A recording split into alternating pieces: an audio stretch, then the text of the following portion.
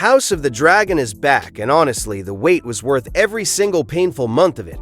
2 years away, and this show has come roaring back with everything that made people fall in love with this world in the first place.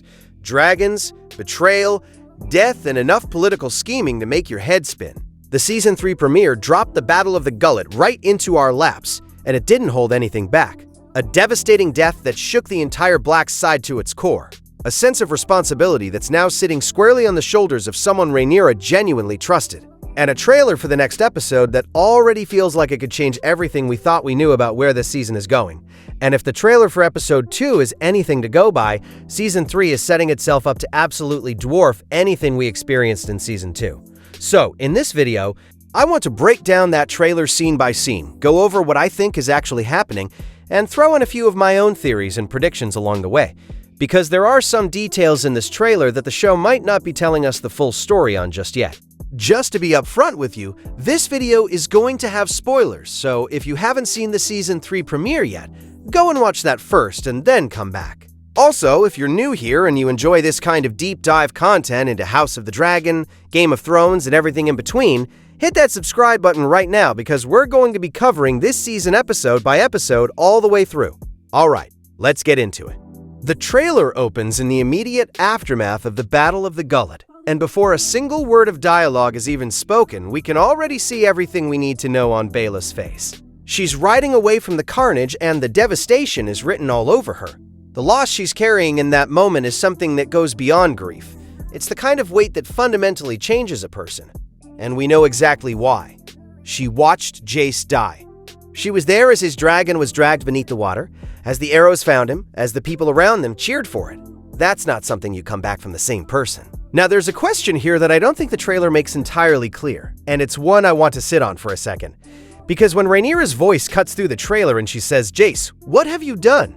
Who is she actually talking to? There are 2 readings of that line, and depending on which one is correct, it tells us something very different about Rhaenyra's state of mind in that moment.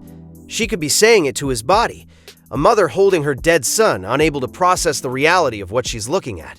Or she could be directing it at Rhaena, who entered that battle with an untrained dragon and may well have been the reason Jace got distracted at the critical moment. That second reading is one that has some real teeth to it, and it's something I think the show is going to lean into, because the guilt that Rhaena is clearly carrying in the trailer suggests that she already knows the question is coming for her. And that brings me to something I find genuinely fascinating about where Rhaenyra goes from here. Because we already know from Season 2 how she responded to the death of Lucerys. That loss broke her. It pushed her into something close to despair, a withdrawal from the fight, a grief so consuming that it nearly cost her everything. But what the trailer is telling us is that Jace's death is going to affect her in a fundamentally different way. The "how could you" line that plays over the images of bodies still lying in the water after the battle. That's not the voice of a grieving mother spiraling into depression. That's something harder than that. That's rage. And the transformation that we see building throughout this trailer from Rhaenyra is genuinely striking. By the end of it, she's not the same woman she was at the beginning. Jace's death isn't going to hollow her out. It's going to forge her. And I think that's actually the most interesting character turn the show could make with her at this point in the story.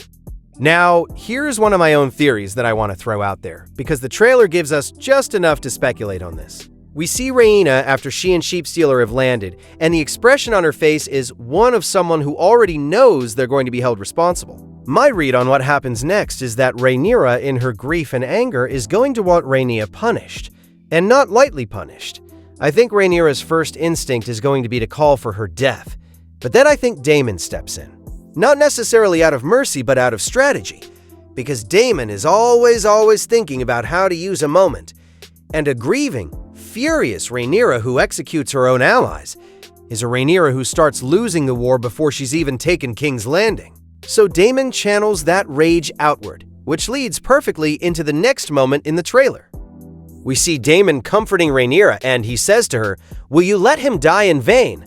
And she's crying. She's in the bed.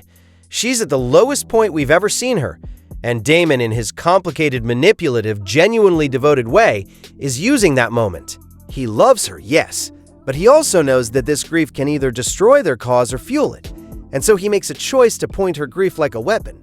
Will you let him die in vain is not a gentle question. It's a dare. It's a challenge. And from everything else we see in this trailer, it works. The Rhaenyra we see later on, flying towards King's Landing, saying, "I am my father's heir," declaring that her enemies will not deny her what is rightfully hers. That woman was forged in the grief of that bedroom scene. Daemon lit the fuse and then stepped back. Now, if you've been enjoying this breakdown so far, seriously, go ahead and subscribe. I've got a full episode 2 breakdown planned as soon as it drops. And if you want to be here for that, the subscribe button is right there. It genuinely helps more than you know. Let's shift over to the other side of the war now, because the trailer gives us a pretty significant amount of time with the Greens. And Ormond Hightower gets some of the most commanding lines in the whole thing. He says Rhaenyra is weak and unsuited to rule, and we see him facing what appears to be Daemon's forces on a battlefield. Now, here's the thing. In the source material, Ormond and Daemon never actually meet on the same battlefield. They're fighting on completely different fronts. So either this trailer is being deliberately deceptive with how it's edited together, which trailers absolutely do, or the showrunners are making a deliberate change from the book here. Given that we also see Roddy the Ruin appear later in the trailer, my best guess is that the battlefield sequence we're seeing is connected to the Battle of Tumbleton. And if Daemon is involved in Tumbleton in a way that he wasn't in the book, that's a significant creative choice that I think could pay off in a really interesting way, dramatically. Ormond also says at one point, "The patient hunter gets the kill," which tells us everything we need to know about his tactical approach. He's not going to rush at King's Landing and hope for the best. He's going to be methodical. He controls the largest remaining army on the continent at this point in the war, and he knows it. Aemond gets some time in the trailer too, and predictably, he's positioning himself as the real power behind the throne. He says Rhaenyra is no queen and that a new dawn is coming. He's training with his weapon in the sequence where Aegon delivers his speech, and the contrast between the two brothers here is striking. Aemond has always believed he should have been the one to rule. He's sharper, more disciplined, more ruthless. And now that he's essentially running things from King's Landing while Aegon is a fugitive, that belief has hardened into certainty. The dynamic between these two brothers this season could be one of the most compelling threads the show has to work with. Which brings me to Aegon himself. We see him and Larys Strong after apparently escaping from wherever they were being held, and Aegon is wounded but alive. And then he delivers a line that made me sit up straight. "Every one of my miseries is of his making, and I swear I'm going to find him and kill him." He's talking about Aemond. This is personal now in a way that goes beyond politics. Aegon's reign was a disaster, and a significant part of that is because Aemond was always there, just behind him, making him feel insufficient. And now Aemond has taken everything: the throne, the authority, the respect of the Greens. Aegon, coming back into this story as a man driven by vengeance against his own brother, is a fascinating direction, and honestly, it makes Aegon a more interesting character than he's ever been. A broken man with nothing left to lose going after his own brother. I'm here for it. We also see Alliscent in the trailer, and she's looking out over the dragon pit in King's Landing with a fear in her eyes that feels different from anything we've seen from her before. Alliscent wanted peace. She tried to broker it. She's watched her family tear itself apart, she's watched thousands of people die, and I think she's beginning to understand that nothing she does can stop what's coming.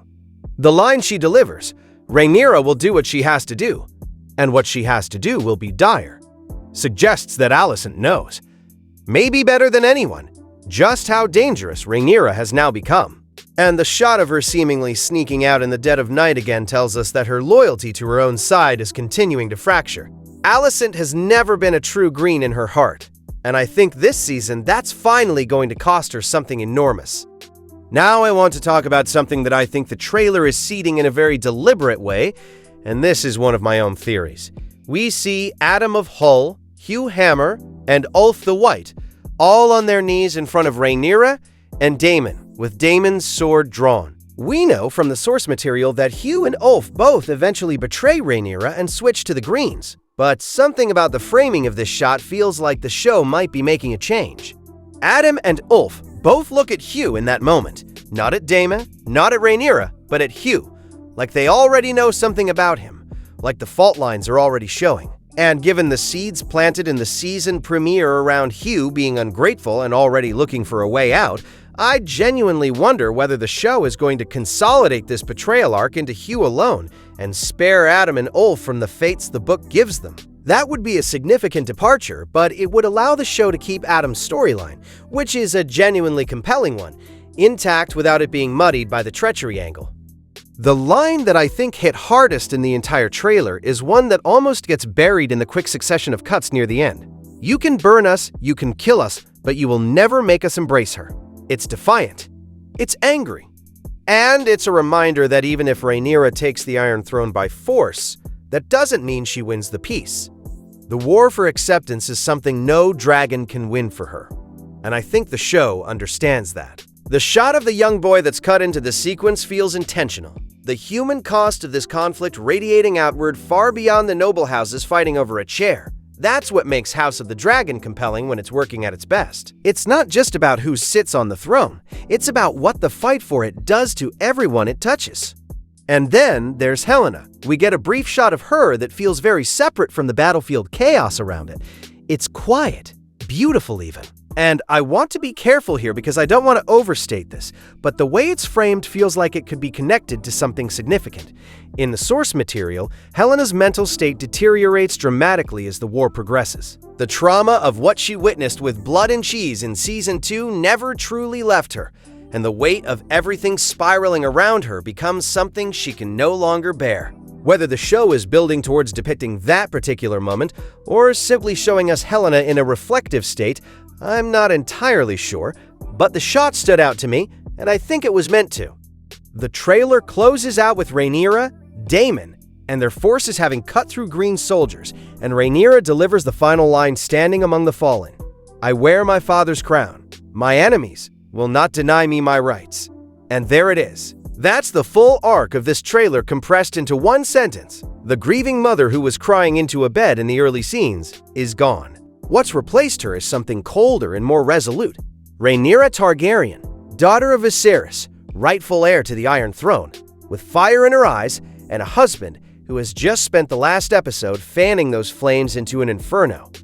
The transformation in her character across this single trailer is genuinely one of the most exciting things I've seen from this show. And if the rest of the season delivers on what this trailer is promising, the battles, the betrayals, the dragon lighting, the emotional gut punches, then we might be looking at the best season of television in the entire Thrones universe. That's a high bar, but this trailer suggests they know how high it is, and they're swinging for it anyway. I am genuinely excited about where this season is going, and I will be here every single week, breaking down every episode, every trailer, every detail that I think matters. If you want to come along for that ride, subscribe to the channel right now. It's completely free and it means you'll never miss a breakdown when they drop. I put a lot of time into these videos and it means the world when people stick around for the whole season. Until episode 2 lands, let me know down in the comments. Do you think Rhaenyra is going to face consequences for what happened to Jace? And do you think Daemon's intervention is going to be enough to pull Rhaenyra back from the edge before she does something that costs her the war? Let me know. I read every single comment. I'll see you in the next one.